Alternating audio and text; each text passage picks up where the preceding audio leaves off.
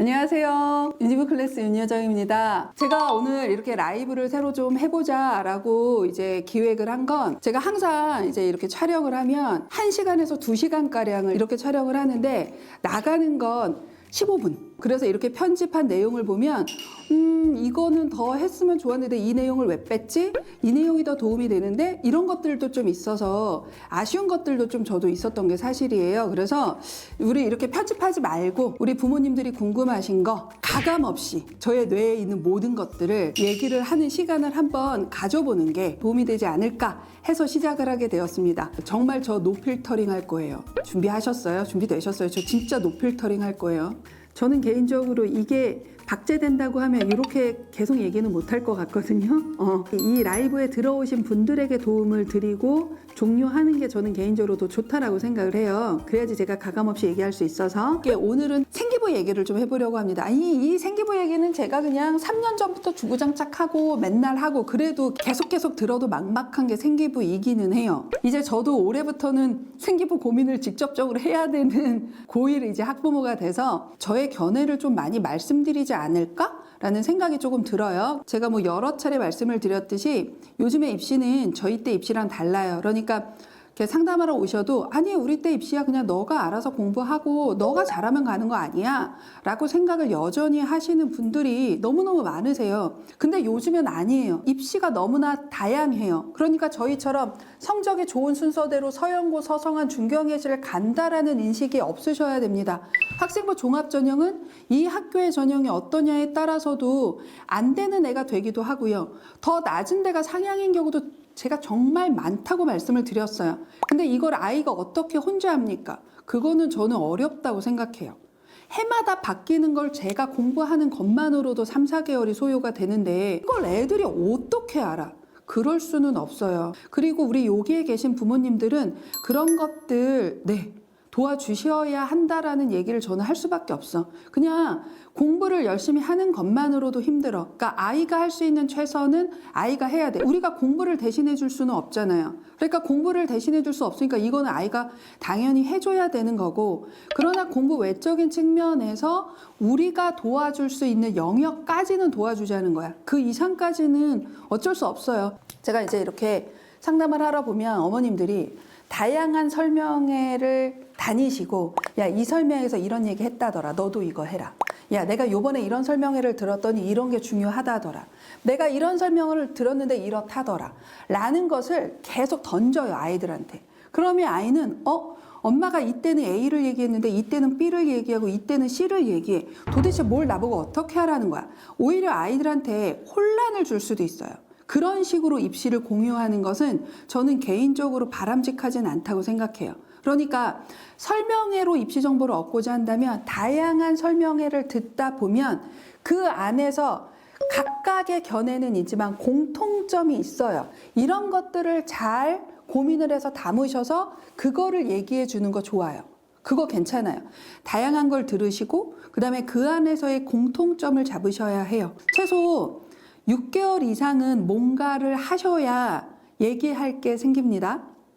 그냥 한두 달 해보고 이거 너무 못해서 못 해먹겠어 이러지 말고 제발 좀. 자, 그러면 우리 이제 진짜로 우리 몇 분 지났어? 벌써 30분 지났어. 이러면 안 되는데 우리 이제부터 생기부 얘기할게요. 미리 생기부 사전 질문을 좀 받았어요. 그래서 그 중에서 좀 공통점들이 있었어요. 첫 번째, 생기부 주제 찾는 노하우 및 학년별 주안점을 알려주세요 라고 이렇게 올라왔단 말이에요. 1학년 때는 학교에서 주어진 수행평가나 프로그램을 성실하게 이수했어요 라는 것만으로도 충분합니다. 근데 그 중에 한두 활동 정도를 전략적으로 한번 해봐라 라고 제가 권해요. 그러니까 자율이나 진로나 또는 세특에서 내가 이거는 좀 궁금하네 라고 하는 하나나 두 개를 우리 학교에서는 이러한 나의 어떠한 과정이 생기부에 들어가기 위해서는 어떠한 노력을 해야 되는지의 시행착오를 1학년 때 겪어야 해요.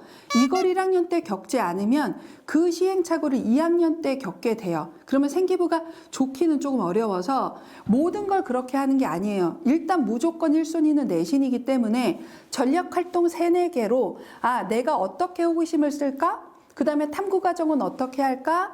보고서는 어떻게 쓰고 요약문은 어떻게 쓸까? 그리고 이 요약문의 비율을 좀 높일 수 있는 우리 학교의 환경적으로 선생님은 좀 어떻게 내가 커뮤니케이션을 해서 얘기를 해야 될까라는 것들을 시도해 봐야 돼요.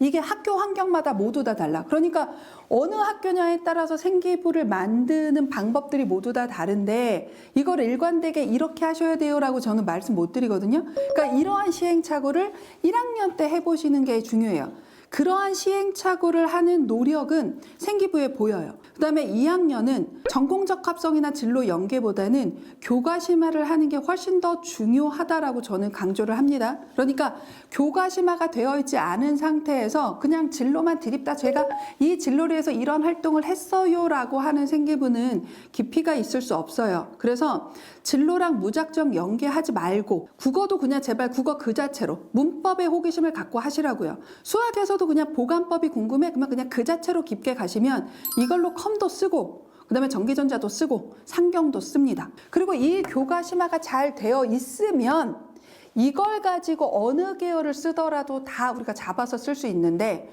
교과심화가 되어 있지 않고 진로만 드립다 파버리면 네, 오늘 속된 말 많이 나오지, 그죠? 이렇게 파버리면 변주하기도 되게 애매해요. 그래서 2학년 때는 가급적이면 비율적으로 교과심화를 각각 하세요. 교과서의 수준은 요만큼인데 이거보다 한 단계만 더 들어가 보는 거야. 한 단계만. 거기까지 하는 거 되게 중요해요. 요즘에는 학종을 보는 포인트가 좀 달라졌는데 이걸 좀 쉽게 표현하면 전공적 합성을 많이 안 봐요. 안 보는 이유가 뭘까? 아니 고딩 수준에서 의학을 심화를 시켜봤자 어차피 우리가 다 가르칠 애들이잖아.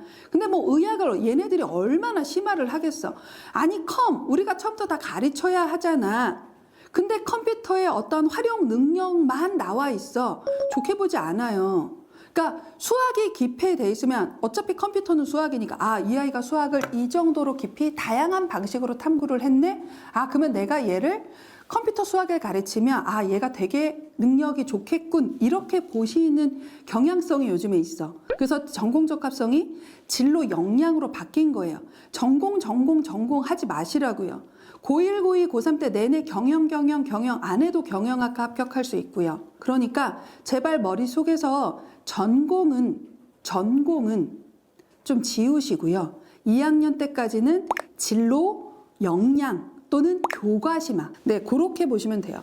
반면에 2학년이 끝나기 전, 그러니까 2학년 2학기 정도가 되면 한 번은 진로 연계 포인트를 그때부터는 잡으시는 게 맞아요. 진로 연계 포인트. 그러니까 계열을 설정하셔야 돼요. 메디컬 계열을 계속 살려도 되는 건지 아니면 신소재나 화공 베이스로 잡을 건지 그 계열을 선정하셔서 그 계열의 포인트 정도는 2학년 때 잡으시는 게 맞습니다. 이렇게 하시고 물론 맞아요. 줄리아 님이 얘기하시는 게 맞는데 수업 시간에 수행평가 자체가 자꾸 그쵸? 진로 관련해서 자율주제를 탐구해라 이렇게 나와요. 이러면 이걸 진로를 이코르 전공이라고 생각해서 애들이 어떤 특정 과에 맞춰서 뭔가를 써요. 안 돼요. 괜찮아요. 그냥 그 자체로 깊게 가셔도 되니까 제발 1, 2학년 때까지는 전공이라는 개념은 조금 빼시고 2학년 말에 계열 정도를 정하셔요.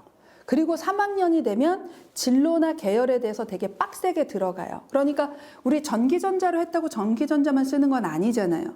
그러니까 고1, 고2, 고3 내내 전기전자만 썼으면 3학년 때 틀기가 되게 어려운데 교과심화가 돼 있는 상태에서 전기전자를 하면 전기전자를 쓸 때도 좋고 그게 조금 애매해. 그러면 그냥 건축으로 내려도 되고 3학년 때 조금 더 섞으면 되니까 기계로 내려도 되고 이렇게 될 수 있기 때문에 저는 1, 2학년은 전공은 생각하지 않았으면 좋겠다. 네, 그렇게 제가 말씀을 드릴게요. 내 생기부가 좋은지 나쁜지 몇 점짜리인지 알아보는 방법이 있을까요? 라는 내용이 있어요. 이것도 정말 드릴 말씀이 많은데 지방에서 올라오는 친구들은 자기네들의 생기부가 경쟁력이 안 좋다라는 걸 베이스로 깔고 올라오는 경향성이 되게 많고요. 서울이나 학군지, 그러니까 대구라던가 우리 뭐 대전이라던가 제주라던가 또는 서울에서의 목동이나 중계라던가 대치라던가 또는 뭐 분당이라던가 이런 학군지에 있는 친구들은 자기네들은 내신이 부족해서 안 되는 거지 생기부가 부족하다고 생각하는 경우가 별로 없어요. 이런 게 조금 많이 다르거든요. 그래서 이런 것들에서 내 생기부의 경쟁력을 확인하는 가장 일반적인 방법은 제가 그냥 노멀하게 말씀드린다면 그런 거예요. 3분 이상, 입시 경험이 많은 3분 이상의 객관적인 검증을 받아봐라 라는 것이 가장 일반적이고, 근데 대치동이라고 다 잘하지는 않아요. 선생님들 중에 더 객관적으로 잘하시는 분들도 있어서 그거는 케바케이다, 그냥 이렇게 받으시면 좋을 것 같아요. 이것만 좀 들으셔도 웬만한 대치동 컨설팅 업체에서 하는 얘기보다 조금 더 도움이 될 거예요. 그러니까 그렇게 하시면 좋겠고요. 자율활동에 활동 6개 나열시 써서 활동 2개 구체적 서술 활동 2개 무조건 예외 없이, 이건 활동 6개 나열하면 자율활동은 생기부 그냥 나열해서 끝납니다. 네, 전자 좋지 않아요. 이거는 죄송한데 여기 선생님들 계시면 이 아이의 활동을 모두 다 넣는 생기부가 좋다고 생각하시는 거 그거 좋지 않습니다. 그러니까 그렇게 하시면 안 되고요. 자율활동에 들어가 있어야 했던 내용이 행특에 들어가도 상관없나요? 네, 상관없습니다. 행특은 제일 좋은 행특의 서술은 이 아이의 1년 동안의 평가로 이 아이가 지적 호기심이 높은 친구자라고 선생님이 써주시고 싶어요. 그러면 그거에 근거 활동을 넣어주시는 게 좋아요.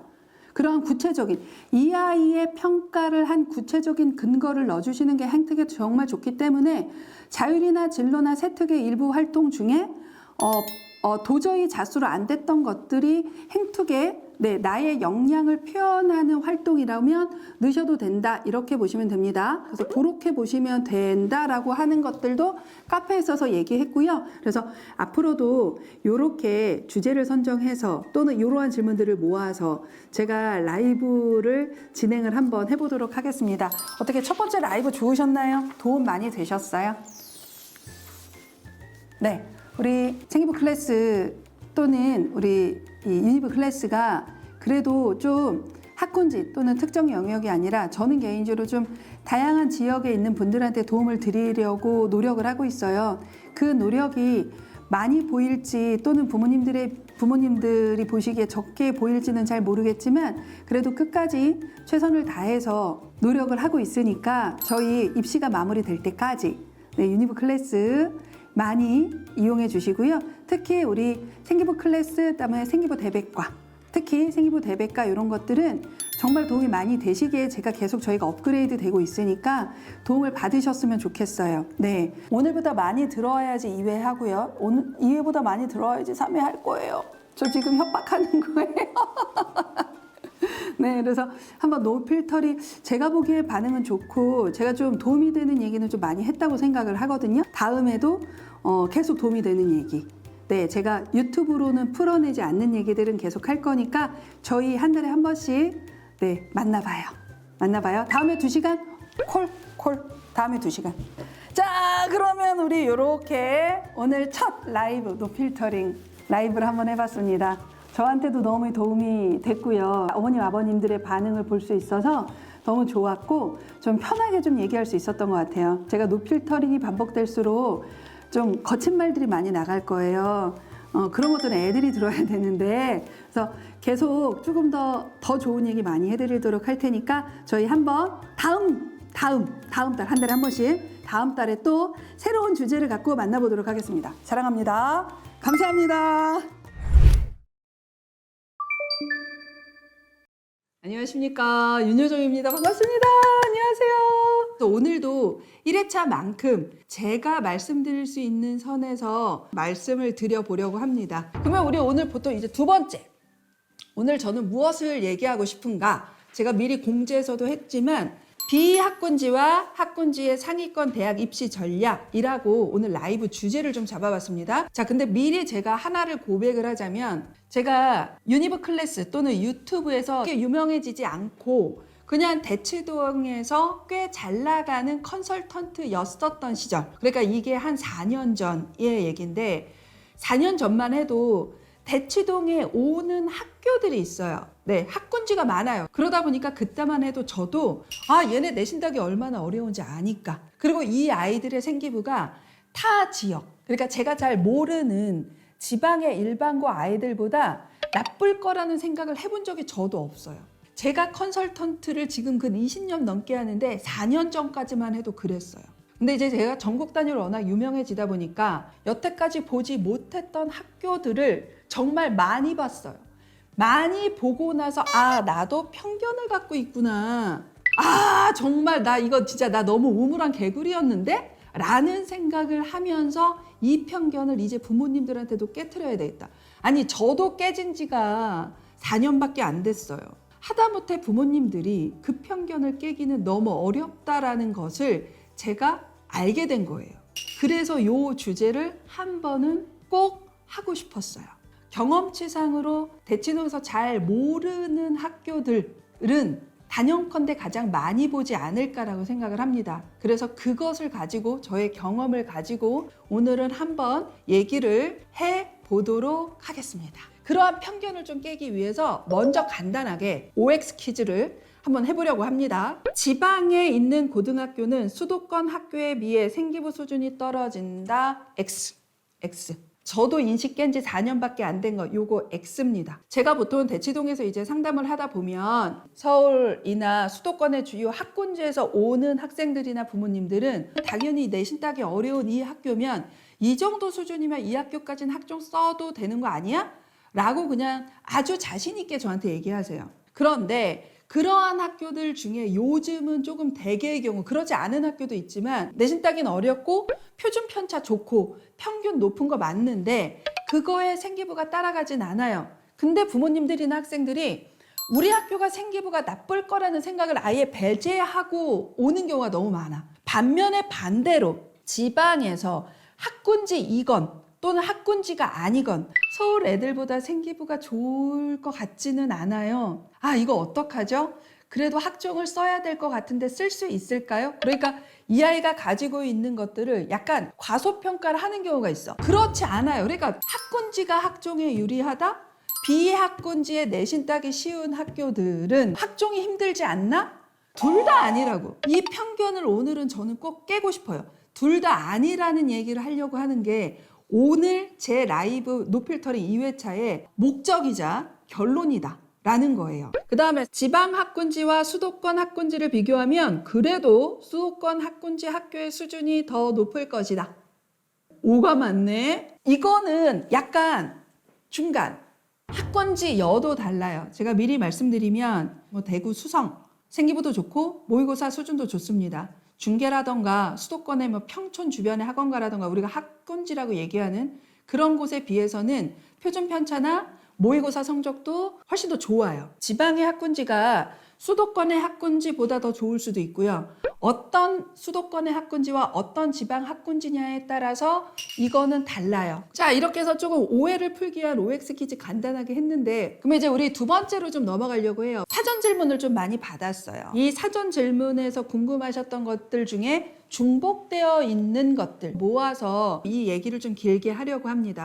사전 질문 중에 가장 많은 분들이 중복적으로 한 질문 넘버 1이 있어요. 사교육이 발달하지 않은 비학군지에서는 상위권 대학 합격을 위해 어떤 전략이 필요할까요? 정말 궁금합니다. 자, 그러면 우리 한번 톡 까놓고 얘기해 보자고요. 저예요, 저희 딸. 미리 말씀드리지만 괴산이잖아요. 학원이 없어. 저희 지역만큼 사교육이 발달하지 않은 지역을 찾기 어려워요. 그래서 내 기준으로 말씀을 드리면 되겠죠. 그죠? 사교육이 발달하지 않은 비학군지에서 상위권 대학을 합격하기 위한 가장 좋은 전략은 1은 어쩔 수 없어요. 교과 전형입니다. 네, 교과 전형이에요. 주 전형은 교과 전형 또는 학교장 추천 전형, 지역 균형 전형이라고 불리는 그 전형을 무조건 주 전형으로 일단 잡으셔야 돼요. 근데 문제점은 우리 상위권의 추천 전형을 보면 서울대, 그 다음에 고대, 그죠? 그 다음에 성균관대, 한양대, 그 다음에 경희대 이런 학교들이 다 생기부를 반영해. 교과 전형인데 생기부를 반영해. 그냥 교과 100이 아니라. 이러다 보니까 그러면 이거는 결과적으로 우리 게 아닌가라고 생각하는 경우가 있어. 그게 아니라 일단은 그래도 학교장 추천 전형이나 지역균형 전형이 우리 아이의 가장 주 전형인 거는 맞아요. 이거를 무시하면 안 돼. 이거를 적극 활용해야 돼. 두 번째, 그러면 이 생기부가 우리가 일반 학종의 생기부 수준만큼 매우 높아야 하느냐? 그게 아니란 말이에요. 그냥 그 생기부는 서울대 지규는 약간 솔직히 케바케지만 내가 우리 학교에서 할 수 있는 것을 최선을 다하는 생기부 수준이면 돼요. 그렇기 때문에 그것까지 열어두고 교과가 50% 이상 반영된 교과 전형을 주 전형으로 잡아야 한다라는 걸 일단은 먼저 말씀을 드립니다. 네, 우리 지역균형 전형은 2022학년도 이후로 주요 대학은 의무적으로 10%를 지금 선발하게끔 되어 있기 때문에 그 이전에 비해서 정말 많습니다. 이게 적다라고 생각하시면 안 돼요. 이거는 내신 따기 어려운 학교에서도 쓰기 어려워요. 그렇기 때문에 이거를 적극적으로 활용해야 돼. 그러니까 우리가 쓰기 어려운 전형을 생각하지 말고 우리가 열심히 했을 때 가장 유리할 수 있는 전형을 적극 고려하는 게 맞아요. 자, 근데 여기서 아까 부수적인 질문 중에 이게 있어요. 맞아요. 최상위권은 최저가 있어요. 3합7 정도 수준의 최저가 있죠. 최저를 못 맞추는데 어떻게 해요? 자, 이 정도 3합7의 최저는 솔직히 말씀드리면 인강으로 충분해요. 이건 단언컨대 말씀드릴 수 있습니다. 저희 딸이 만약에 그 최저가 필요하다. 저도 인강으로 시켜야 돼요. 대치동 간다고 좋을까요? 아니요. 최저 맞추는 건 대치동 간다고 해서 크게 도움되지 않을 겁니다. 이미 대치동의 수업은 3학년 때라고 생각해 보세요. 너무나 많은 선행이 나가 있어. 근데 우리 아이는 이제부터 기초 개념을 해야 돼. 근데 대치동에 끼워 맞춘다고 해서 이 아이의 실력이 올라가나? 아니요. 아니요. 인강이 우리는 익숙해져야 돼요. 어쩔 수 없습니다. 인강을 그냥 주당 내가 이만큼을 듣는 것을 잘 지킬 수만 있다면 솔직히 인강만으로도 최저는 맞출 수 있어요. 최저 맞출 수 있어요. 있어요. 학원 안 다녀도 돼요. 내가 여기에 있어서 우리 아이한테 이런 학원도 못 다니고 이런 거 빼고 우리 환경 안에서 할 수 있는 선에서 가장 유리한 거를 잡아서 해야 돼요. 근데 두 번째, 그냥 순수 학생부 종합 전형이 있어요. 그러니까 뭐 서울대 일반 전형이라던가 또는 뭐 연세대 활동 우수형, 그다음에 고대 학업 우수형이나 계열 적합형 이런 것처럼 그냥 모든 학교들이 모두 다 경쟁을 하는 그냥 종합 전형은 학교마다 케바케예요. 그래서 이거는 제가 뭐라고 말씀을 못 드려요. 오히려 그렇게 아까도 말씀드렸듯이 사교육이 발달하지 않은 비학군지이지만 어느 정도 내신 따기 어려운 서울의 일반고보다도 생기부가 더 잘 되어 있는 학교들도 있습니다. 근데 이게 학교마다 다 그렇다는 게 아니에요. 그러니까 케바케야. 그래서 이거를 확인을 하셔야 돼요. 그래서 그걸로 부전형으로 그러한 학종 전형까지 쓸 수 있는지 아니면 학교장 추천 전형으로 6장을 써야 하는지 이것들을 조금 먼저 생각을 해보셔야 돼요. 우리가 학생부 종합 전형이 인원이 워낙 비율이 높잖아요. 그래서 높은 대학 가려면 종합 써야 하는 거 아니야? 라고 생각을 해서 종합을 우리 아이가 다니는 학교의 특성과 무관하게 무조건 써야 한다고 생각하는 경우가 되게 많아요. 우리 학교의 수준이나 우리 학교의 환경이라던가 이런 걸 무관하게 그렇게 생각하지 마시고 우리 학교에서 가장 적합한 전형이 무엇인가, 그게 수가 적더라도 이런 것들을 조금 생각해보는 시간을 가졌으면 좋겠다. 그러니까 이거를 확인할 수 있는 가장 간단한 방법은 고2 정도 올라가시면 학교 상담을 꼭 5% 직접 가셔야 돼요. 그러니까 전화 상담하지 마시고 2학년 정도 되면 가셔야 돼요. 우리 학교의 선배들이 어떻게 썼고 실제로 입결은 어떻게 됐는지를 여쭤보셔야 돼요. 그래서 가서 저는 우리 학교 선배들 작년이나 재작년이 어떻게 썼고 어떤 등급대 친구들이 어느 학교를 어떤 전형으로 갔는지 조금 궁금합니다. 그래서 그걸 갖고 우리 아이의 주전형을 조금 잡고 싶어요. 한번 좀 보여주실 수 있나요? 라고 도전해 보셨으면 좋겠어요. 이게 담임 선생님이 좀 곤란하시다고 하면 그래도 이때는 조금 적극적이신 게 필요해요. 그래서 진로 부장 선생님하고 상담을 하실 수도 있어요. 안 되면 어쩔 수 없어. 근데 안 되니까 가지 않는 게 아니라 도전해 봐야 돼. 그래야지만 우리 학교에서 보통의 선배들이 노력을 했을 때 그 노력을 우리 아이가 할 수 있다는 전제 조건이라면 어느 전형이 주전형일 수밖에 없겠구나 라는 것을 감을 잡으셔야 돼요. 네, 좀 적극적으로 2학년 때부터는 고민을 하고 어떤 것들을 좀 여쭤봐야 될 건지를 생각을 하셔서 가셨으면 좋겠다. 최대한 선생님의 권위를 존중하면서 말씀하시면 그래도 돼요. 자, 2번. 비학군지는 아무래도 학교에서 하는 동아리나 프로그램들은 약한데 어떻게 생기부를 구체적으로 좋은 방향으로 만들 수 있을까요? 제가 생기부 클래스를 만든 이유도 이 2회차하고도 관련이 있기는 합니다. 우리 학교는 이래, 우리 학교는 이래, 우리 학교는 이래, 우리 학교는 이래. 그래서 뭐 어쩌란 말이야 라고만 손을 놓은 게 아니라 내가 그랬는데 이렇게 했어. 그러니까 다양한 지역, 다양한 학군지, 다양한 학교에서도 내가 우리 학교의 한계를 극복하고 이런 걸 했어. 학군지 학교도 있고 비학군지도 있고 지방도 있고 농촌도 있어요. 그러한 환경에서 선배들이 어떠한 고민을 하고 어떻게 주제를 잡았고 이거를 생기부에 넣기 위해서 어떠한 노력을 했는지 이런 것들이 담아져 있습니다. 그래서 도움이 아주 많이 될 거니까 고민을 해서 한번 구입을 하셔도 괜찮을 것 같아요. 지금 현재 우리나라 학생부 종합전형 또는 수시의 방향은 이 아이에게 주어진 사회적 환경, 지역 환경이나 학교의 환경을 가급적 배제하고 무엇이 주어져 있던 간에 그 안에서 이 아이가 무엇을 하는지 그 과정을 보고 싶어요가 현재의 대입의 공정성 강화 방안이에요. 이것이 공정하냐 공정하지 않냐는 우리가 판단할 문제가 아니라고요. 그러니까 이 대입의 어떠한 흐름에 있어서 이거 우리 아이한테 너무 불리해. 그러면 이건 공정하지 않아. 이렇게 생각한다고 해서 우리가 대입을 바꿀 수 없어요. 그냥 받아들이시면 돼요.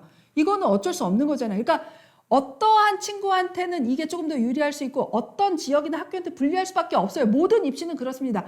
모든 지역, 모든 학교에 가장 적합한 입시 정책이라는 건 나오죠 않아요. 아니 우리 아이가 어떠한 진로를 잡았어. 그 진로와 관련된 동아리가 없어. 돼요. 상관없어요. 자율이나 진로나 세특에서 하면 돼요. 우리 일반고에서 자율도 좋고 동아리도 좋고 진로도 좋고 세특도 좋은 일반고는 없습니다. 없는 거예요. 동아리 조금 아쉬워. 그래도 돼. 서울대 간다고. 다른 데서 보여주면 된다고. 그러니까 이것도 우리 부모님들이 갖고 있는 편견 중에 하나야. 이 아이가 확실하게 강점이 있으면 학종 쓰는 거야. 제가 여러 번 말씀드리잖아요. 대부분의 일반고는 생기부가 평이하다라는 거는 대학에서 알고 있습니다. 그렇기 때문에 좀 더 높은 내신이 필요한 거예요. 자, 내신을 확보했어. 그러면 몇 개의 강점으로 대부분의 약점을 커버해 줍니다. 어떤 학년에서는 자율의 요거, 그 다음에 진로의 요거, 세특의 요거에서 이 아이의 확실하게 강점을 보여줬네. 그거 갖고 쓰는 거야. 그거 갖고. 약점을 보지 마. 우리 학생부 종합전형은 약점을 보는 게 아니라 이 아이가 강점이 무엇인지를 갖고 그 강점으로 쓰는 거예요. 제발 좀. 그러니까 아주 극단적으로 제가 본 생기부 중에 물원이 1등급인데 한 줄 써져 있는 세특 봤어요. 어떻게 했어? 환장하겠죠. 그죠? 미쳐버렸겠지. 근데 걔 서울대 전자 갔다고요. 그러니까 도저히 이 선생님은 뭐가 안 돼. 이 과목을 잘 쓰고 싶은데 포기하세요. 할 수 있는 데서 나의 강점을 드러내면 된다. 자, 우리 사전 질문은 요 정도로 조금 해봤습니다. 오늘 2회차 어떻게 1회차만큼 도움이 되셨는지 모르겠어요. 도움 좀 되셨어요? 자, 그러면 우리 3회차에는 어떤 얘기로 나올 건지 제가 하고 싶은 것도 있고요. 해달라고 하고 싶은 것들 중에 좀 중복되는 게 있으면 그걸 우선으로 할 수도 있으니까 이런 식으로 제가 좀 노필터링, 저 진짜 약간 열어놓고 하는 거 이제 느껴지시죠? 그래서 그거 생각하셔서 남겨주시면 제가 그 다음에도 또 더 좋은 정보를 가지고 노필터링으로 찾아오도록 하겠습니다. 감사합니다.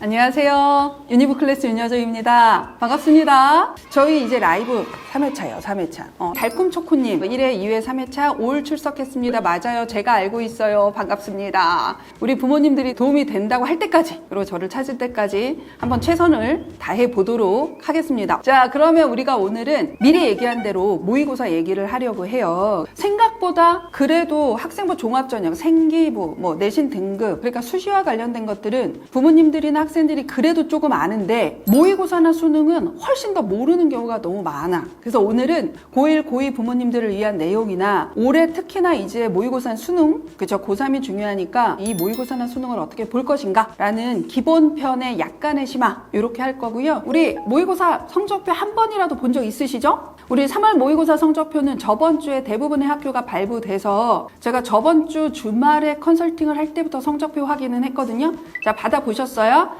이제부터 무엇을 봐야 할지 제가 아주 정확하게 말씀을 드릴 거예요. 기본부터 약간의 심화까지. 지금 보면 올해 상담받은 친구한테 받은 성적표예요. 일단 첫 번째로 나오는 건 표준 점수입니다. 표준 점수는 국어하고 수학은 0에서 200 사이로 점수가 체크가 되고요. 그다음에 탐구는 0에서 100 사이에서 표준 점수가 자기의 득점 점수로 나옵니다. 보통 탐구 과목은 약간 그 경향성에서 벗어나지만 국어 수학의 경우에는 난이도가 기본적인 영향을 미친다라고 보시는 게 표준 점수예요. 그러니까 평균에 대한 편차니까 평균에서 편차가 클수록, 즉 어려울수록 표준 점수는 좀 올라가고요. 그 다음에 난이도가 조금 쉬워서 평균과 편차가 조금 좁을수록 표준 점수는 조금 낮아지는 경향성이 있어요. 국어 수학 같은 경우는. 쉽게 이해하기 위해서 예를 들면 우리 수능 기준으로 얘기할게요. 이게 지금 산모는 완전히 수능 수준은 아니기 때문에 적정 난이도의 표준 점수다라고 하면 기본적으로 만점자의 표준 점수가 145 전후의 국어 수학이 있을 때 가장 이상적인 변별력을 갖췄다라고 해석을 합니다. 그러니까 150을 넘어가면 안 되고요. 작년에 국어가 134 만점자의 표준 점수가 그랬는데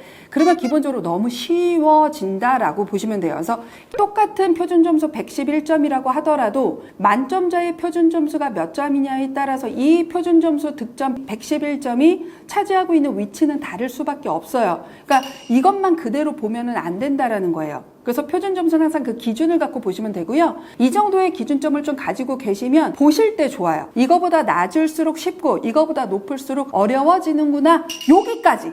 1등급 기준 아니고 만점자 기준 여기까지만 기억을 하시면 돼요. 자, 그러면 우리 이게 두 번째 이번에 나온 전국 100분위가 이렇게 나온 학생의 100분위 성적입니다. 우리 국어는 69.47이라고 한다면 이 친구 앞에 30.53 아이들이 더 있고 내 뒤에 69.47이 있다는 뜻이죠. 미적분은 지금 90.47인데 그러면 90.47이라는 건 이 학생의 앞에 9.53%의 아이들이 있고 그 다음에 이 친구 뒤에 90.47%의 아이들이 있어 나는 그러면 상위 9.53%에 있구나 이렇게 해석할 수 있으면 전국 100분이에요. 이거를 반대로 해석하시는 분 없겠지. 그래서 그 의미 아마 이 친구는 생윤 사문의 경우에는 상위 50% 안에 못 들은 거죠. 이 아이의 뒤로 41.32%밖에 없으니까. 그래서 100분위는 그렇게 해석하시면 돼요. 근데 이 100분위를 가지고 우리 고1, 고2 부모님들은 조금 같이 봐주셔야 돼요. 고3 부모님들도 마찬가지인데 자, 우리 이렇게 보면 전국 100분위가 있고요. 학교 석차와 학급 석차가 있어요. 이거 되게 중요하다고 제가 몇 년 전에도 한번 얘기한 적 있어요. 한번 예를 들어 볼게요. 자, 이 친구는 국어 기준으로 볼 때 전국 100분위가 69.47에 있어요. 그러면 30% 정도에 있는 친구인데 학교 석차를 봤더니 267명 중에 35등을 했어요. 그러면 우리가 10%가 26.7명이라고 생각을 하고 대략 어림짐작을 해보면 국어가 한 13% 정도에 있는 거고요. 우리 수학을 보면 이 친구의 전국에서 차지하는 상위 쪽으로 가면 9.53% 정도에 있는 친구죠. 자, 그러면 대략적으로 9에서 10%의 전국 100분위의 수준을 갖고 있는데 학교 석차로 볼 때는 어때? 267명 중에 8등이에요. 그러면 1%가 2.67명이라고 생각을 하고 대충 짐작을 해보면 3%는 넘고 4%는 안 돼. 그러니까 그냥 3% 정도에 있다라고 보시면 돼요. 자, 그러면 전국에서 차지하고 있는 나의 위치와 우리 학교에서 내가 차지하고 있는 위치의 괴리감이 이 친구는 매우 큰 편이에요. 그쵸? 이거 되게 중요해. 고1, 고2 부모님들은 전국 100분위가 어떻게 되느냐도 중요하지만 이거와의 관계성을 이해하시면 돼요. 제일 먼저 고려하셔야 되는 건 뭐냐면 우리 학교가 내신 따기 어려운 학교여서 내신이 치열해요. 이렇게 얘기하시는 분들 저한테 되게 많아요. 개인 컨설팅 하러 오시는 분들 중에. 근데 제가 이 학교 석차와 전국 100분위의 관계성을 보면 이 학교는 내신 따기가 어려운 학교라고 전국적으로 인정받기는 어려운 학교네? 그리고 평균하고 표준 편차 보면 그렇게 보여. 그러니까 이거는 객관적이지 않다는 거예요. 우리 동네에서 나름 내신 치열하다. 이게 전국에서도 인정받을 만큼 내신이 치열하고 내신의 보정이 될 만큼이냐? 그게 아니라 그냥 우리 동네에서 치열하냐는 되게 다른 부분인데 이거를 객관화시키지 않고 그냥 좀 치열해. 내신 따기 너무 어려워. 라고 아이가 받아들이게 하면 안 돼요. 그러니까 최소한 우리 일반고를 기준으로 한다고 하면 전국 100분위에 근접한 정도의 학교 100분위가 나와줬을 때 이 학교의 아이들의 수학 능력이나 내신의 치열함은 정말 납득 가능하겠다라고 보여질 수 있단 말이야. 근데 지금 학생처럼 전국에서 차지하고 있는 백분위와 우리 학교에서 내가 차지하고 있는 백분위가 이 정도까지 벌어진다고 하면 일단 이 학교는 아이들의 수학 능력이 그렇게 높은 아이들이 많진 않아요. 그러니까 그 학교의 모집단이 수학 능력이 높다고 볼 수 없다라는 게 첫 번째예요. 이 차이에 따라서 우리 학교의 내신의 치열함은 그냥 우리 아이가 힘든 거지 매우 내신이 치열하다고 보기는 어려운 아이들이 몰려 있구나 라는 것을 확인하시는 거 정말 중요합니다. 이해되시죠? 이 괴리감을 이해하시면 두 번째로 해석하셔야 되는 건 솔직히 이 학생을 기준으로 제가 말씀을 드린다면 이 학교는 재수생이 들어오고 나중에 정시 입결을 보지 않아도 이 졸업한 학생들이 정시로 합격하기는 매우 어려운 학교예요. 근데 이걸 무시하고 내가 내신보다 조금 더 모의고사가 잘 나온다고 나 정시야라고 학생이 얘기한다면 그냥 깝치지 마라. 이렇다 니네 학교가. 이런 것들을 얘기해 주셔야 돼요. 이 괴리감은 점점 벌어지거든요. 그렇기 때문에 내가 내신을 따기 위해서 되게 열심히 공부를 하고 학원을 다닌다고 해서 모의고사 성적이 비례해서 올라갈 수가 없어요. 그렇기 때문에 주부전형에 정시가 들어가기가 어려울 가능성이 되게 높아지는 거예요. 그러니까 이거를 이해해 주셔야 돼요. 제가 솔직히 말하면 1.0 많이 볼 거잖아요. 제가 얼마나 많은 1.0을 매년 보겠어요. 대부분 의대 간다고 하죠. 근데 내신으로는 1.0인데 고3 육모나 구모에서도 3합 7, 8을 못 맞추는 1.0 저 꽤 많이 본다고요. 근데 이거는 이 아이의 고1, 고2 모의고사에서 이미 그럴 가능성이 있었음에도 불구하고 우리 부모님들이 착각하는 게 뭐냐면 이 아이가 내신 1.0이니까 최저 저거 그냥 이 정도의 성실함이면 나오겠지? 뭐 이렇게 생각을 하는 경우가 있어. 고1, 고2 때. 이러면 최저를 못 맞추는 거야. 3합 6 이상 못 맞춰요. 이 경우라면. 그러니까 기본적으로 이 괴리감이 큰 학교에서 내 아이의 내신이 높다면 그거에 걸맞는 수능 최저를 맞추기 위해서는 내신 대비와 다른 별다른 모의고사의 준비를 최소 2학년 2학기 때부터는 해줘야 되겠구나라고 생각을 하고 같이 움직이셔야 돼. 슬프지만. 그러니까 그만큼 내신 따기는 쉽지만 최저를 맞추기 못하는 이 괴리감을 내가 스스로 해야지 그냥 얘가 열심히 하고 성실하고 그러니까 언젠가는 맞추겠지라고 그렇게 생각하는 것도 자녀에 대한 폭력적 기대감이라고 저는 생각을 해요. 솔직히 말씀드리면 아니 왜 안 나와? 니네 학교에서 1.0인데 안 나온다니까? 안 나와요. 성실함으로 어떻게 모의고사가 커버돼요? 재수 삼수하는 선배들이 수두룩 뻑떡한 곳에서 우리가 최저도 맞춰야 되는데 그러니까 이것은 이렇게 기대하시는 건 정말 부모님들이 하시면 안 돼요. 이거를 논의하셔야 돼요. 우리 그 다음에 봐야 되는 건 당연히 등급입니다. 등급이 중요한 친구들은 뭐를 맞출 때? 수능 최저를 맞출 때. 나의 주전형이 정시일 때는 등급이 좀 중요하지 않은데 컨설팅 하러 오면 부모님들이나 학생들이 제가 12122 나왔는데 이걸로 어디를 대학을 갈 수 있나요? 라고 물어봐. 이렇게 물어보면 그거는 안 돼요. 그러니까 등급으로 확인하는 건 내가 지금 현재 수능 최저를 어떻게 충족하고 있는가를 확인하는 거지 정시 영역에서는 등급이 중요하진 않아요. 그래서 만약에 주부 전형에 정시가 포함되어 있으면 100분위를 기준으로 보시면 되고요.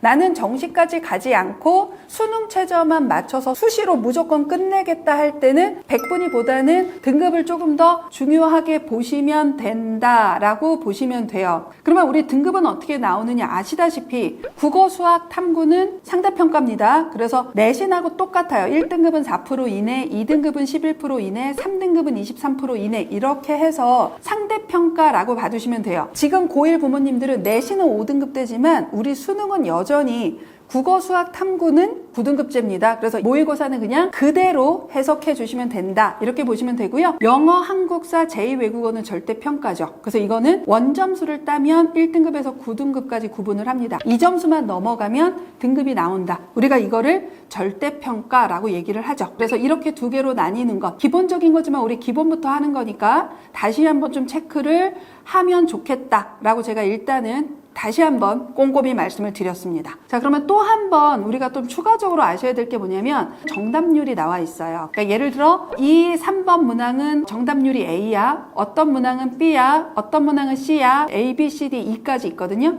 A는 80% 이상 맞췄어요. 그러니까 매우 쉬운 거. 쉬운 문제라고 보시면 되고요. 그 다음에 B까지는 쉬운 문제예요. 정답률이 60% 이상인 문항이다라고 보시면 됩니다.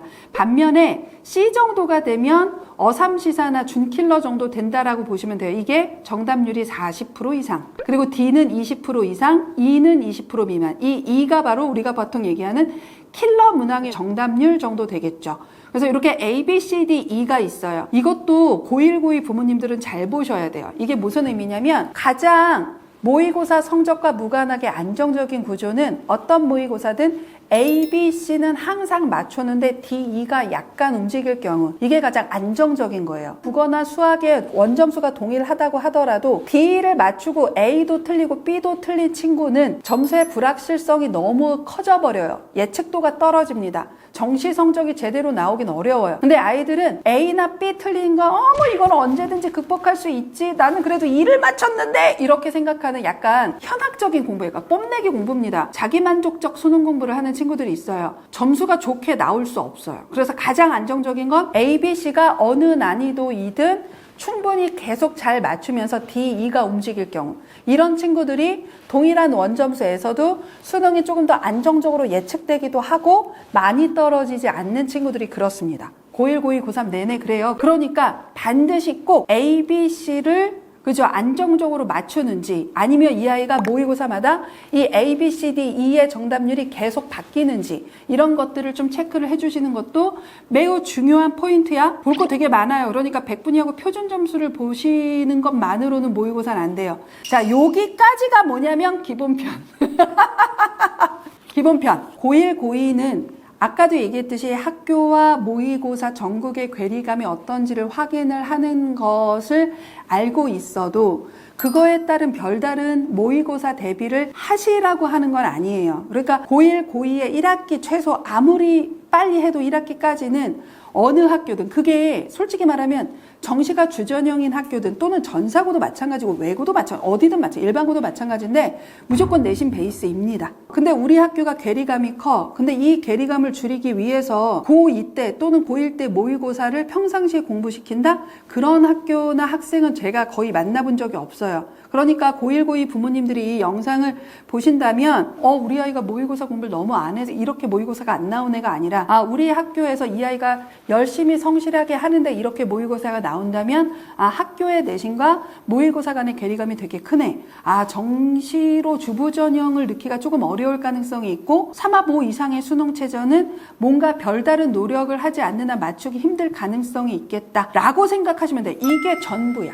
고1, 고2 모의고사는. 이해되시겠죠? 그래서 그 정도가 고1, 고2 부모님들이 아셔야 되는 부분이고요. 이제는 본격적으로 고3 얘기를 조금 해보려고 해요. 약간 더 심합니다. 고1, 고2 부모님들이 들으셔도 매우 도움이 되고요. 근데 고3 부모님들은 반드시 들으셔야 되는 기본편, 고3의 기본편을 조금 해보려고 합니다. 미리 얘기한 대로 모의고사 얘기를 하려고 해요. 즉 어려울수록 표준 점수는 좀 올라가고요. 내 뒤에 69.47이 있다는 뜻이죠. 이게 전부야. 고1, 고2 모의고사는. 이해되시겠죠? 이제는 본격적으로 고3 얘기를 조금 해보려고 해요. 약간 더 심합니다. 고1, 고2 부모님들이 들으셔도 매우 도움이 되고요. 근데 고3 부모님들은 반드시 들으셔야 되는 기본편. 나는 정시까지 가지 않고 수능 최저만 맞춰서 수시로 무조건 끝내겠다 할 때는 내가 지금 현재 수능 최저를 어떻게 충족하고 있는가를 확인을 하셔야 돼요. 안 그러면 육강탈하잖아. 언젠가 맞출 수 있을 거라고 생각을 하고 3학 6, 7라인을 막 질러. 그러면 안 돼. 그러니까 이거는 고민을 하셔야 한다라는 거 꼭 기억을 하셔야 됩니다. 고3이 되면 산모를 포함하고 최소 3개 이상의 모의고사를 일단은 준비를 하십니다. 자, 제가 미리 좀 3개 모의고사를 이런 식으로 지금 보여드리기 좋게 분석을 해서 띄워주세요. 네, 요렇게. 그러니까 3모, 6모, 9모 이렇게 보는 게 아니라 이거를 다 조각조각 내셔야 돼. 책에 3개 모의고사를 가지고. 그래서 요거를 가지고 우리 고3 부모님들은 분석을 하셔야 됩니다. 어떻게 분석하냐면 100분위를 기준으로 해서 말씀을 드릴 거예요. 지금 이 학생 같은 경우는 국어 기준으로 볼 때 가장 잘 나왔을 때가 89, 가장 못 나왔을 때가 68. 수학은 맥스 값이 90, 그 다음에 민 값이 81이죠. 이런 식으로 잡으시면 돼요. 맥스 값과 민 값, 그 다음에 세 개 모의고사의 평균 값을 잡으시면 돼요. 자, 이렇게 잡으시면 어떻게 되냐면 이런 식으로 나와요. 국어는 맥스가 89.61, 민이 68.13이고 세 개 모의고사의 평균이 75.73이에요. 수학은 그런 이유로 86.38, 그 다음에 영어는 평균이 2, 탐구도 지금 그렇게 각각의 평균이 나와 있어요. 이해되시죠? 그러면 요거를 합치면 됩니다. 국어, 수학, 탐구의 평균을 합치면 100분위 합. 그 다음에 그걸 나누기 3이에요. 4 하면 안 됩니다. 나누기 3을 했을 때가 100분위 평균입니다. 이해되시겠죠? 그거를 맥스값, 평균값, 민값으로 체크를 해요. 자, 그러면 이 친구는 지금 어떠냐면 평균이 72.48인데 맥스와 민의 편차가 20이 벌어집니다. 이거는 편차가 매우 커요. 그러면 이게 20 이상 벌어지면 이 친구가 정시에서 받을 수 있는 성적은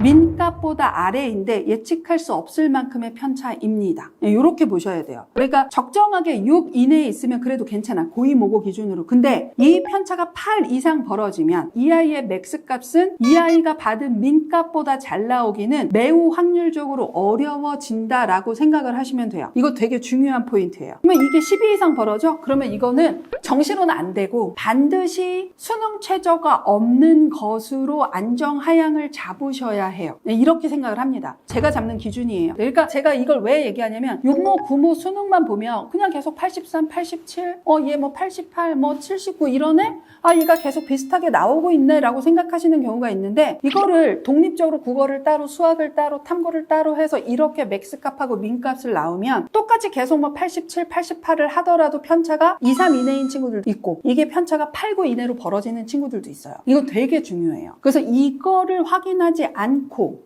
이 아이가 수능으로는 이 정도는 갈 거야. 내가 보고 싶은 성적. 이렇게 하는 건 아무 의미가 없다. 정말 의미가 없다. 요거 되게 중요한 팁인데 제가 방출해 드리는 거예요. 요 필터링에서만 하는 얘기예요. 100분위 평균 구해서 이걸 어떻게 보시는지 이해되시죠? 그러면 이제 수능 최저로 본다고 하면 아마도 2합은 맞출 수 있을 거예요. 2합 기준으로 민값 2합 6 또는 조금 떨어지면 2합 7, 8. 그러니까 요 선이 이 친구가 맞출 수 있는 수능 최저의 적정선이고 3합 6, 7, 8 라인을 맞출 거라고 기대하고 전략을 짜기는 조금 어려워요. 그래서 요 정도까지 조금 해 주셨으면 좋겠다라는 말씀을 조금 드릴 거고요. 올해는 수시정시를 하는 인원이 10%가 늘 거야. 그러니까 올해는 되게 보수적으로 잡아야 돼. 이런 얘기 되게 많이 들으시면서 불안해 하시는 게 올해 원서를 쓰셔야 되는 황금돼지띠 친구들인 것 같아요. 그래서 요 고3 산무의 도수분포표를 가지고 올해 수능의 인원이 좀 어떻게 될 것이다 라는 얘기를 간단하게 얘기하면서 사탐런도 같이 한번 말씀을 드리도록 하겠습니다. 올해 2026학년도 고3 3월 모의고사의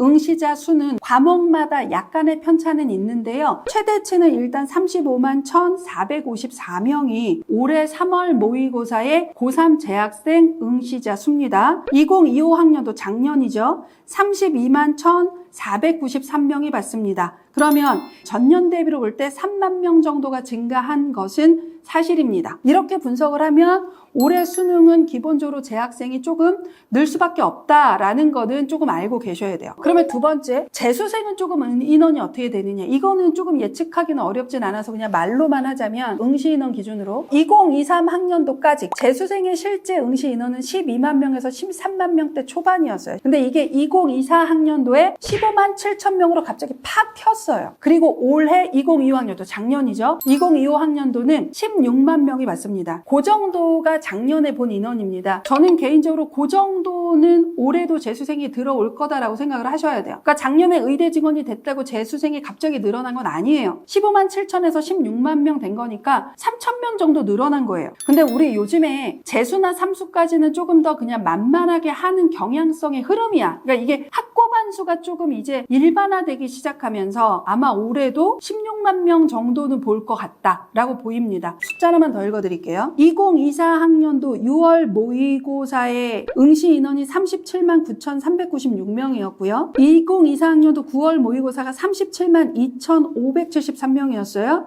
그런데 수능에서는 44만 3,090명이 실제 응시했습니다. 반면에 우리 작년 2025 학년들을 보면 6월 모의고사 때 39만 603명이 국어를 실제 응시했고요. 9월 모의고사 때는 38만 4,362명이 응시했습니다. 그런데 실제 수능에서는 국어가 46만 1,252명이 응시했습니다. 무슨 의미예요? 제가 이 숫자를 왜 불러드렸을까? 굳이 불러주지 않고 결론만 얘기해도 되는데 6월, 9월에 등급에 잡히지 않는 인원이 들어온다는 뜻입니다. 재수생의 패턴이 바뀌었다는 뜻이에요. 그러니까 우리 부모님들이 6, 9월에 대부분 재수생이 늘어날 거야 라고 생각하고 그때 버티면 잘 나올 거야 라고 생각을 하는데요. 요즘에 재수의 트렌드는 워낙 많이 바뀌어서 이런 식으로 실제 응시하지 않고 자기 혼자 다운로드 받고 시간 돼서 재보는 등급으로 또는 통계 자료로 들어오지 않는 인원이 괴리감이 점점 커지고 있어요. 제가 한참 수능할 때는 그게 한 15,000명에서 25,000명 사이 항상 있었어요. 그 정도는. 근데 이게 3만 명, 4만 명, 5만 명 늘어나더니 작년에는 드디어 7만 명의 괴리감이 있었습니다. 내가 재수생하고 버텼는데도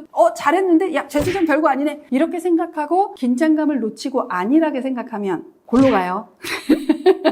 그러니까 이런 부분들을 조금 생각을 하시면서 끝까지 긴장하시면서 보셨으면 좋겠다. 사탐론에 대해서는 솔직히 드리고 싶은 말씀이 너무 많은데 작년을 한번 얘기를 해볼게요. 2024 대비 2025 학년도에 미적을 보면서 사탐 하나나 두 개를 응시한 인원이 4만 6천 명이 늘었어요. 근데 이거는 확실하게 일단 나온 정보입니다. 확실하게 작년에는 사탐런이 현상이 있었어요. 그러다 보니까 수능을 기준으로 봤을 때 사회문화가 2024 수능 때 12만 1,662명에서 16만 4,456명으로 늘었고요. 생윤의 경우는 13만 7,268명에서 15만 7,938명으로 늘었습니다. 그 다음에 약간 이과가 런했다라고 보이는 것이 조금 의미 있게 보는 게 세계지리.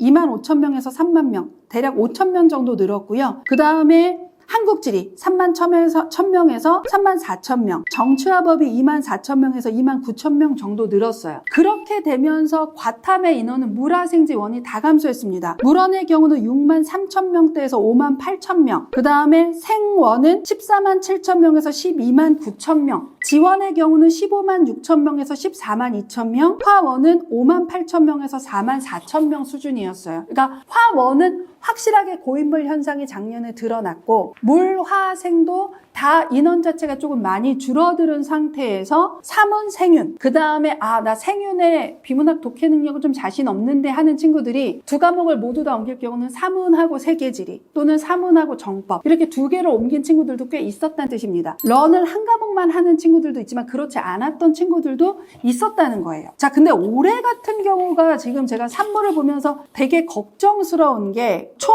사회탐구의 인원 증가분이 전년도 35만 492명에서 올해는 44만 9,468명이 사탐을 응시했어요. 총 9만 8,976명이 증가한 거고요. 반면에 과탐은 총 3만 8,979명이 감소했어요. 그래서 사탐은 9과목이 모두 다 늘었어요. 가장 많이 는 게 생윤하고 사문이기는 하고 윤사 6,000명대, 한국지리 또 5,000명대, 세계지리가 7,700명 정도가 증가했어요. 이게 어마무지한 거예요. 이제는 사탐런은 현상이 아니에요. 사탐런을 할까요 말까요가 아니에요. 제가 작년까지만 해도 야 꼭 사탐을 해야겠니? 너 사탐이 쉬워 보이냐? 제가 그런 얘기 했었는데 이 정도로 늘어나 버리면 정시로 메디컬을 쓰거나 수능 최저로 미적이나 과탐을 지정한 메디컬 계열이 아니고서는 내가 좀 더 유리한 과목을 가야 되는 거죠. 내가 과탐인데 사탐으로 갈까가 아니라 사탐 9과목과 과탐 8과목을 다 열어두고 고민을 해야 되는 시점 정도로 보시는 것이 저는 좋다라고 보고 있어요. 여기까지만 일단 기본편에서 제가 말씀을 드려야 될 것 같아요. 다만 올해 생윤이나 윤사를 하는 건 조금 조심하셨으면 좋겠어요. 작년에 너무 어려웠기 때문에 올해는 비문학, 특히 인문 지문이 매우 내가 쉬워요가 아니면 가급적이면 좀 안 하는 게 좋겠다. 사탐런 결정 시기에 대해서 계속 이렇게 고민하는 분들이 있어서 한 과목 정도 옮기시는 거면 1학기 기말고사 끝나고 옮기셔도 되기는 해요. 왜냐면 지금 뭐 내신하고 생기부 해야 되는데 내가 주전형이 확실하게 정시가 아닌 이상에서는 지금 옮길 필요는 없고요. 그냥 수능 최저로 1, 2를 맞추거나 하는 거는 그냥 1학기 기말고사 끝나고 가셔도 되고 과탐 하나, 사탐 하나 정도를 끌고 간다라고 한다면 1학기 기말고사 전까지는 그 과탐 하나 정도만 좀 잘 마무리해두고 사탐 하나는 그냥 기말고사 끝나자마자 그러니까 이게 여름방학이라고 하면 안 돼. 1학기 기말고사 끝나고 생기부 마무리하는 그 시기에 2주 동안 그 기본적인 거 해놓고 움직이셨으면 좋겠다. 그 정도까지만 해야 한다라고 보시면 돼요. 자, 그러면 이렇게 해가지고 오늘 3회차 노필터리 라이브의 메인 내용은 좀 끝내려고 합니다. 도움되셨어요? 귀에 쏙쏙 박히기는 했지만 어렵지. 제가 보기엔 그냥 2번 정도만 더 들으시면 이해하실 수 있으실 거예요. 최소한 정보는 공평해야 하잖아요. 그 공평한 상황에서, 공정한 상황에서 그걸 갖고 어떻게 하느냐가 돼야지 정보의 비대칭성이 저는 크면 안 된다라고 생각을 해요. 그래서 그냥 우리 다 같이 듣고 다 같이 준비하고 거기서 좋은 효과가 있었으면 좋겠다, 결과가 있었으면 좋겠다라고 저는 좀 바래요. 매 회차 준비하면서 올해 이번 거는 저도 조금 어느 선까지 말씀을 드려야 될까를 되게 고민을 했어요. 그래서 이 정도만 아셔도 기본은 될 거라고 생각을 합니다. 우리 4회차 주제 어떻게 정할지는 우리 후기, 댓글 네이버 카페에 들어가셔서 남기시면 꼼꼼하게 읽어보고요. 그 다음에 좀 녹여서 다음 라이브를 할 수 있게 되면 반영해서 하도록 하겠습니다. 저는 지금까지 유니브 클래스 윤여정이었습니다. 감사합니다. 안녕하세요. 유니브 클래스 윤여정입니다. 한 달 만이 아니라 2달 만에 왔어요. 안녕하십니까? 네. 자, 그래서 우리 한번 오늘은 주제는 먼저 말씀을 드렸어요. 그래서 입결 완벽하게 분석하는 방법이라고 돼 있어요. 우리가 수시 6장을 쓰는 첫 걸음 전에 입시 결과를 좀 어떻게 볼 것인가? 딱 요거 하나만 포커스를 해서 볼 거예요. 다행스럽게도 올해는 대부분의 대학의 입시 결과가 이미 다 같이 발표가 됐습니다. 특히나 올해는 인원의 문제가 크고 저희가 아마 올해는 이 보정값, 이 황금돼지의 인원의 변화가 재수생의 변화는 크지는 않을 것 같은데 재학생의 변화가 커서 아마 수시에서 미치는 영향이 조금 더 클 거라고 생각을 하거든요. 그래서 그런 부분들을 고려해서 저희가 수시 설명회 지금 준비하고 있고요. 올해는 작년보다 조금 더 디테일하게 요 등급에서의 교과, 요 등급에서의 종합을 조금 더 세분화해서 저희가 현재 좀 준비를 하고 있어요. 그러니까 예컨대 교과로는 중경예시 라인인데 종합으로는 요 라인이면 어디서부터 어디까지 쓸 수 있는지를 조금 더 그냥 등급대로만 하는 것이 아니라 요 등급의 교과, 요 등급에서 쓸 수 있는 종합 이런 식으로 약간 분리해서 할 거기 때문에 그래서 등급대로도 말씀을 드릴 거고 어떤 학교 라인이냐에 따라 지원 전략은 어떻게 될 것이냐도 말씀을 드릴 거고 입결 데이터를 가지고 어떻게 우리가 요즘에 조금 조심해야 되는지도 할 거고 올해의 이러한 여러 가지 변화의 보정값으로 어떻게 레인지를 해석해야 되는지 이런 것들도 모두 다 수시 설명회 때 말씀을 드리려고 지금 준비하고 있으니까 7월 5일 이게 일반 대학이고요. 7월 6일이 메디컬입니다. 그래서 7월 5일하고 6일 양일간 진행이 될 거니까 요거 참여하시면 됩니다. 이거는 솔직히 고등학교 부모님들이라면 올해 원서 쓰는 부모님들이 기본이겠지만 이런 로직으로 원서 구성을 하는구나. 그러면 우리 아이 지금 현재 거 가지고 우리가 조금 판단을 해보자 라는 것에서는 많이 도움이 될 거니까 꼭 고3이 아니어도 들어두시면 좋습니다. 근데 아마도 지금 제가 인원 얘기를 하니까 어머님들이 어떡해요 현영 너무 힘들어요 뭐 이런 거 궁금한 거 물어보시는 분들 많으셨어요. 가장 많은 질문이 올해 수험생이 증가하면서 힘든 입시라고 예상이 되는데 올해는 입결을 얼마나 보수적으로 봐야 할까요? 라는 것들을 진짜 우리 지금 고3 부모님들이 많이 걱정하실 거예요. 고2 부모님들은 그래도 좀 여유가 있으신데 우리 올해 고3 부모님들이 보수적이라고 생각을 하시는 부모님들이 많으세요. 그리고 아마도 보수적으로 쓰실 가능성이 올해는 조금 많으실 텐데 저는 보수적으로만 쓰진 않을 거예요. 그러니까 확실하게 보수적으로 입결을 최대한 안정하향을 쓸 때의 레인지에 2장 정도는 쓰셔야 되지만 이런 식으로 올해는 보수적일 거야 입결 예측이 안 될 때는 구멍들도 꽤 있기는 해요. 항상 해보면. 그래서 약간 레인지를 넓게 쓰시는 해라고 생각을 하셔야 되는 거지 무조건 보수적으로 쓴다라고 하시면 안 돼요. 제가 그렇게 말씀을 드릴게요. 그것도 설명회 때 말씀을 드릴 테니까 그것도 감안하셔서 보셔야 돼요. 그러면 우리 한번 이제 본격적으로 입시 결과 보는 법에 대해서 한번 좀 얘기를 해보려고 해요. 대학 어디가 들어가셔서 한번 보시면 돼요. 이렇게 대학 어디가 들어가면 이게 첫 페이지잖아요. 아무 데나 들어가 볼게요. 그냥 고려대가 있으니까 고려대를 한번 쳐볼게요.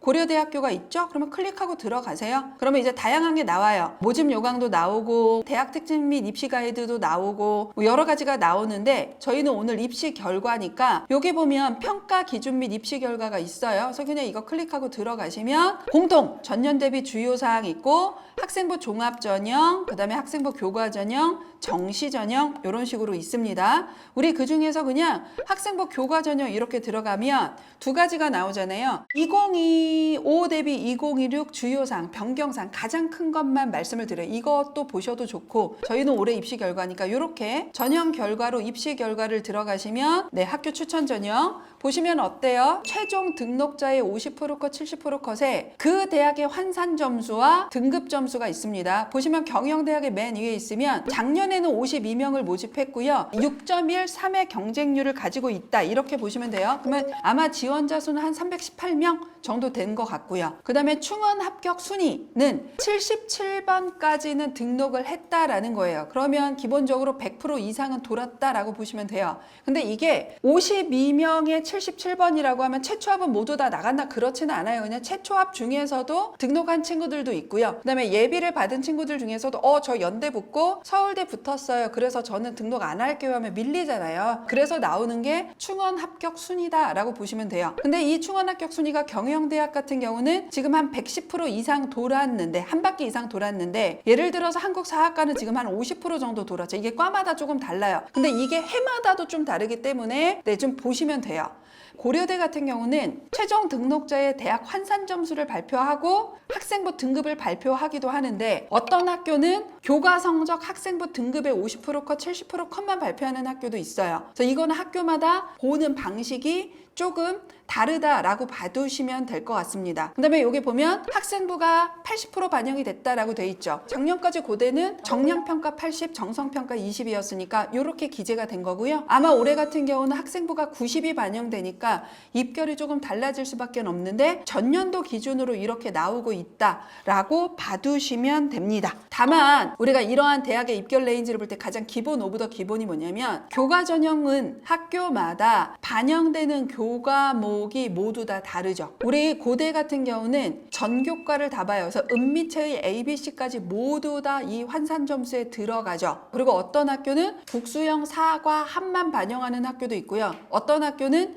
문과는 국수형 4, 이과는 국수형 과만 반영하는 학교도 있습니다. 특히 동국대 학교장 추천 전형은 정량평가는 10개 과목만 뽑아서 쓰기도 합니다. 그렇기 때문에 이 숫자를 볼 때 가장 기본 오브 더 기본은 교과 성적 학생부 등급을 구성하는 반영 과목이 어떻게 되는 거야 라는 걸 먼저 알고 이걸 봐야지 전교과에 우리 아이의 등급을 갖고 국수형 4만 반영하는데 보면서 어머 너무 높네 이렇게 하시는 분들도 제가 진짜로 수시 컨설팅 할 때 많이 봐요. 그러니까 요거 보셔야 돼요. 경희대 같은 경우는 작년에는 문과는 국수형 4, 이과는 국수형 과로 교과 정량 평가를 했어요. 근데 올해 같은 경우는 국수형 4과를 모두 다 문이과가 반영을 합니다. 그러면 이 정량 평가를 하는 과목 반영이 바뀌죠. 그러면 이 입결을 볼 때 모집 요강에서의 변화와 입결을 같이 보면서 해석하는 거예요. 요 입시 결과를 볼 때만 해도 전년도에 이 학교가 어떠한 과목 수를 가지고 요 입결을 구성했는지를 보셔야지. 이건 어렵지 않아. 이거는 기본이야. 이거 어렵다고 하면 안 되고요. 그렇게 하셔야 해요.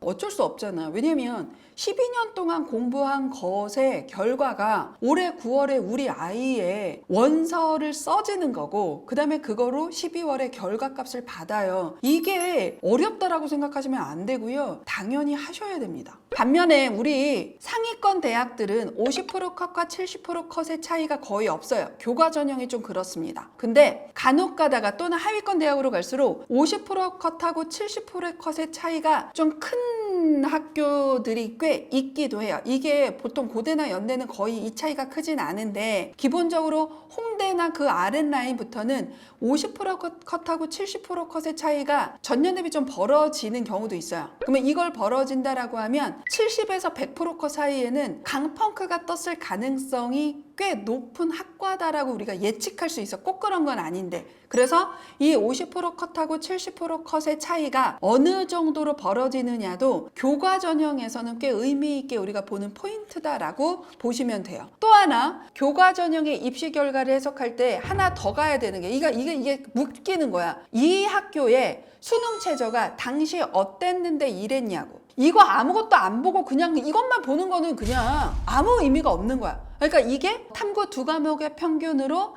3합 7의 수능 최저를 갖고 있는 고대였네. 근데 올해는 탐구 하나 반영하잖아. 입시 결과를 그대로 쓸 수가 없네. 나중엔 이렇게 해석이 돼야 돼. 아, 2합 라인이면 이거 촘촘하겠지. 근데 만약에 4합 라인 의대 어떨 것 같아요? 50% 갖고 70% 차이 커요. 아니 4합 5나 4합 6인데 이걸 맞출 수 있는 아이들이 얼마나 다르겠냐고. 그러니까 이게 모두 다 다를 수 있기 때문에 세 가지를 보면서 이 입시 결과를 해석해 드리는 게 수시 설명회다라고 생각을 하시면 돼. 근데 이런 것들이 있다라는 걸 먼저 알고 있어야 입시 결과를 볼 수 있지. 그냥 이거 계속 거들떠보고 있으면 뭐가 보이나? 아무것도 안 보여. 아무것도. 어렵지. 근데 이걸 모르면 우리 아이가 3년 동안 공부한 것을 헛쓰는 거야. 그래서 그런 부분들을 조금 봐야 돼. 저 이제 우리 두 번째 조금 더 이제 어려운 걸 들어가면 기본적으로 입시 결과는 제가 최소 3개년도 입시 결과를 봐야 한다라고 말씀을 드렸어요. 그러면 우리가 3개년도 입시 결과를 봐야 하는 이유를 서강대를 가지고 말씀을 드리고 그 다음에 제가 이걸 어떻게 해석할 건지를 말씀을 드릴 거예요. 서강대 이제 학교장 추천 전형이에요. 제가 영문학부만 한번 보고 예를 들어 드릴게요. 10명 모집이고요. 12.9대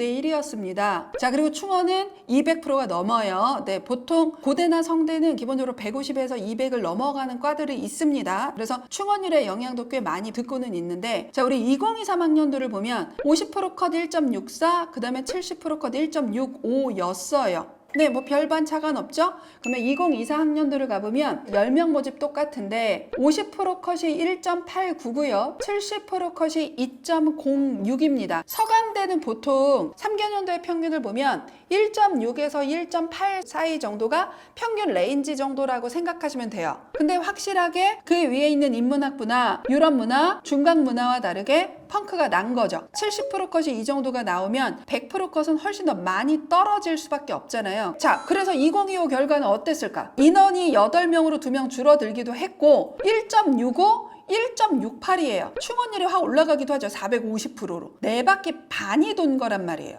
그러니까 이 3개년도를 이렇게 보면 영문학과는 원래 적정 레인지는 한 1.6에서 1.7인데 2024 결과가 튀었네? 그러면 요 2024 결과가 이렇게 튀어버리면 원래대로 돌아가거나 이게 1.6에서 1.7이거나 아니면 조금 더 올라갈 가능성이 있어서 이런 과는 쓸 때 조심해야 되네, 이렇게 해석을 해야 되는데 반대로 해석하고 들어가셔서 2.06인데 내가 1.5니까 나한텐 이거는 하향이야 라고 했다가 잘못되는 결과가 나와요. 그래서 3개년도의 모집 인원의 변화, 충원율의 변화, 그 다음에 입결의 변화, 이런 것들을 보셔야 돼요. 이 정도까지만 해도 교과 전형은 부모님들이 웬만하면 쓰실 수 있어요. 굳이 6교과를 쓰는 건 컨설팅을 굳이 안 받으셔도 저는 솔직히 된다고 생각해. 이것만 제대로 하시면. 종합 쓰시는 분들은 오셔야 돼요. 보통 종합전형은 그래서 이렇게 보시더라도 등급만으로 되는 게 아니잖아요. 그래서 약간 헷갈릴 수는 있겠다라고 생각은 해요. 그래서 이거는 미리 말씀을 드리면 학생부 종합전형은 일반고라고 하면 제가 항상 보정값을 두더라도 50% 컷 정도의 수렴이 되기는 해요. 대체적으로. 약간 50% 컷보다 더 조금 안쪽으로 들어가는 학교도 있고 50% 컷하고 70% 컷의 중간 정도의 일반고 레인지가 나오기도 해요. 제가 해보면. 근데 부모님들이 그렇게까지 하실 수는 없으니까 그냥 50% 컷 정도가 일반고나 자공고가 쓰는 컷이다, 이렇게 보시면 되고요. 그 다음에 특목자산은 아까도 말씀드렸듯이 학교마다 모두 다 달라요. 그래서 학생부 종합전형의 교과 입결은 디테일하게 분석하는 건 저희 수시 설명회 때 학교마다 레인지와 어떻게 바라보는지를 말씀을 드릴 테니까 그런 거 가지고 보시면 돼요. 아참! 올해 전형상의 변화, 그러니까 3개년치 입결 분석 자료하고요. 2015 전형 분석안은 설명해서 다 줘요. 다 줄 거니까 요거 받고 그때부터 7월, 8월 하셔도 됩니다. 네, 그래서 조금 게으르셔도 다 저희가 드릴 거니까 그것도 꼭 기억을 하고 계시면 됩니다. 자, 그래서 저도 수시 설명이 얼마 안 남았는데요. 그때까지 최선을 다해서 공부하고 설명회 때 찾아뵙고 우리 수시 원서 마감 때까지 힘들다고 생각하지 말고 어렵다고 생각하지 말고 하나하나 제가 시키는 대로 한번 각계격파를 해보시면 그래도 9월달 정도에는 좀 뭐가 이렇게 좀 보이실 거예요. 자, 그러면 저는 다음에 더 좋은 라이브로 찾아뵙도록 하겠습니다. 감사합니다.